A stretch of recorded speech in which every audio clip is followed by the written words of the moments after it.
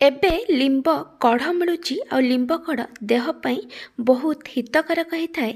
ସେଥିପାଇଁ ମୁଁ ଆଜି ଲିମ୍ବ କଢ଼ରେ ଦୁଇଟା ନୂଆ ପ୍ରକାର ରେସିପି ବନେଇବି, ଯାହାକୁ ଆପଣ ବହୁତ କମ୍ ସମୟରେ ଆଉ ସହଜରେ ପ୍ରସ୍ତୁତ କରି ପଖାଳ ଭାତ କି ଗରମ ଭାତ ସହିତ ଖାଇପାରିବେ।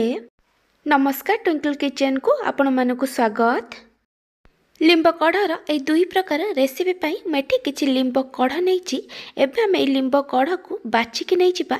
ଲିମ୍ବ କଢ଼କୁ ଏମିତି ଡେମ୍ଫରୁ ଛିଡ଼େଇକି ନେବେ। ଲିମ୍ବ କଢ଼ ଖାଲି ନେବେ, ଡେମ୍ଫ ନେବେନି।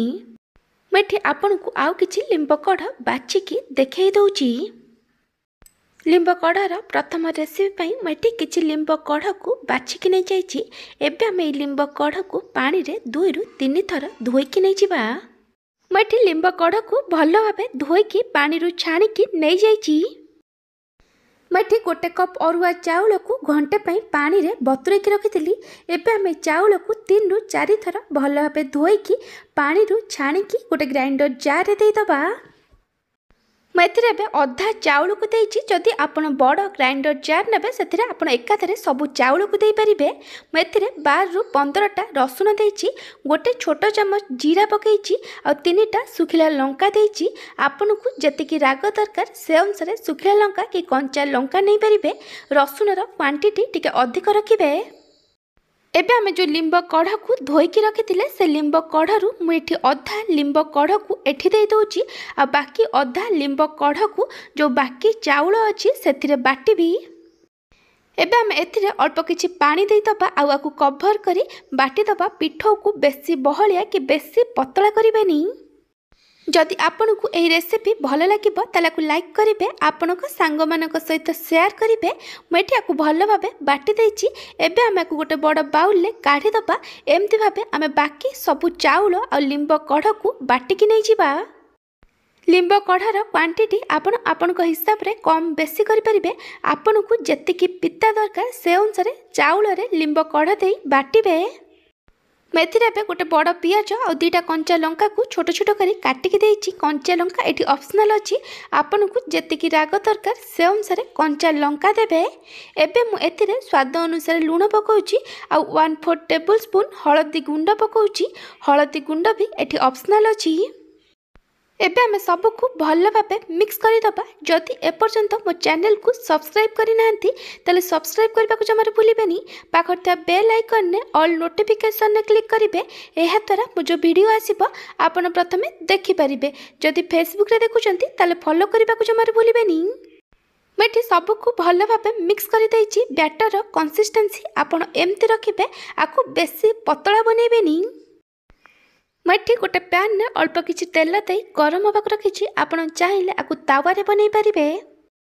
ତେଲ ଭଲ ଭାବେ ଗରମ ହୋଇଗଲା ପରେ ଆମେ 1ରୁ 1.5 ଚାମଚ ପିଠଉକୁ ଦେଇଦେବା ଆଉ ତାକୁ ଭଲ ଭାବେ ସ୍ପ୍ରେଡ୍ କରିଦେବା।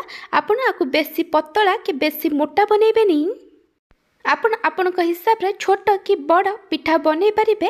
ସବୁ ପିଠାକୁ ଦେଲା ପରେ ଆମେ ଆକୁ ଲୋ ଫ୍ଲେମ୍ରେ ଗୋଟେ ପଟ ସାଇଡ଼୍କୁ 3ରୁ 4 ମିନିଟ୍ ପର୍ଯ୍ୟନ୍ତ କୁକ୍ କରିବା। ଯେମିତି ଗୋଟେ ପଟ ସାଇଡ଼୍ ଟିକେ ଲାଇଟ୍ ଗୋଲ୍ଡେନ୍ ବ୍ରାଉନ୍ କଲର୍ରେ ଫ୍ରାଏ ହେଇଯିବ।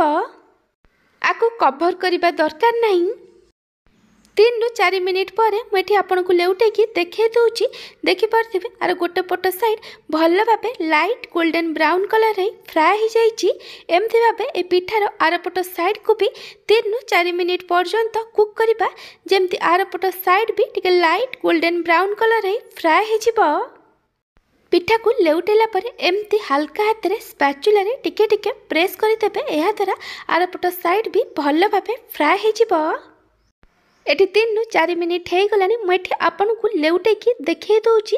ଏ ପିଠଉ ବରା ଏଠି ରେଡ଼ି ହେଇଯାଇଛି। ଏବେ ଆମେ ଆକୁ ଗୋଟେ ପ୍ଲେଟ୍ରେ କାଢ଼ିଦେବା। ଏମିତି ଭାବେ ଆମେ ବାକି ସବୁ ପିଠଉରେ ବି ବରା ବନେଇଦେବା। ସେକେଣ୍ଡ ରେସିପି ଷ୍ଟାର୍ଟ କରିବା ପୂର୍ବରୁ ମୁଁ ଆପଣଙ୍କୁ ଗୋଟେ ଛୋଟ ରିକ୍ୱେଷ୍ଟ କରୁଛି। ଯଦି ଆପଣଙ୍କୁ ଏହି ରେସିପି ଭଲ ଲାଗିବ ତାହେଲେ ଆକୁ ଲାଇକ୍ କରିବେ, ଆପଣଙ୍କ ସାଙ୍ଗମାନଙ୍କ ସହିତ ସେୟାର କରିବେ।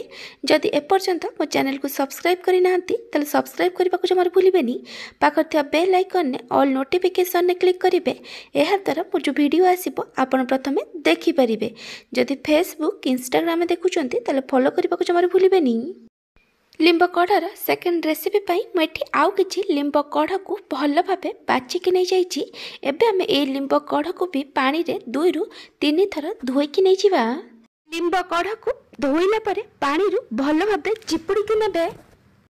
लिंब कढ़े पकड़ापी मुझे किसी परिबा नहीं। मुझे गोटे मीडियम साइज बैगण को टिके बड़ बड़ खंड कर काटिकी नहीं। आ गोटे मीडियम साइज आलू को छोट छोट खंड कर काटिकी नहीं।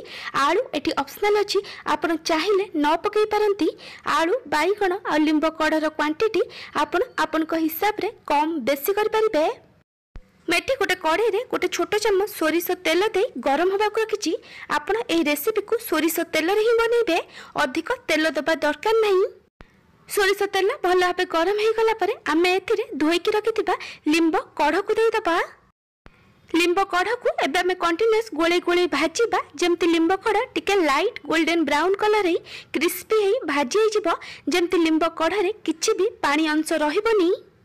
लिंब कढ़ ये भाजी आसलानी देखी पार्थिबे। लिंब कढ़र ये कलर चेंज हो जाइए। एबे आम एथिरे स्वाद अनुसार लुण पकेइबा और सब को भल भाव मिक्स करी आकु हाफ रु 1 मिनिट पर्यंत भाजीबा। लिंब कढ़ ये भल भाव भाजी हो गलानी। एबे आम लिंब कढ़ को गोटे गिन्ना काढ़ी दबा। मुझे कड़ाई रे किछि सोरिष तेल दे गरम होगा रखी। तेल भल भाव गरम है मुझे किसी बड़ी दौची। बड़ीर क्वांटिटी आपण हिसाब रे कम बेसी करि परिबे। एबे आमे बड़ी को भल भाव लाइट गोल्डन ब्राउन कलर हवा पर्यंत भाजीबा। बड़ी एटी भल भाव भाजी हो गलानी। एबे आमे बड़ी को गोटे गिन्ना रे काढ़ी दबा। तेल एटी गरम अच्छी, मुझे गोटे सुखिला लंका को भांगिकी दे दउची आ गोटे छोट चम्मच पंच फुटण दउची। एबे आमे सुखिला लंका और पंच फुटण को भल भाव भाजीबा। सुखिला लंका पंच फुटण भल भाव भाजी गला परे आमे एथिरे काटिक रखिथिबा आलू और बैगण को दे दबा। एबे मु एथिरे स्वाद अनुसार लुण पकाउची। आपण देखिकी लुण पकेइबे, कारण आमे लिंब कढ़ भाजिला बेले सेथिरे लुण पकाइथिले। मेथिरे एबे 1/4 टेबल स्पून हळदी गुंड और लंका गुंड पकाउची। हळदी गुंड एठी ऑप्शनल अछि, आपण चाहिए न पकई पारंती। आपण को जेतिकी राग दरकार से अनुसार लंका गुंड पकाइबे। मेथिरे एबे 8 ରୁ 10टा रसुण को छेचिकी दे देइची। आपण चाहिए रसुण को काटिकी पकई पारिबे, किंतु रसुण बट्टा पकाइबेनी। रसुणर क्वांटिटी टिके अधिक रखिबे। सबको भल भाव मिक्स करी आमे आकु हाफ रु 1 मिनिट पर्यंत भाजीबा।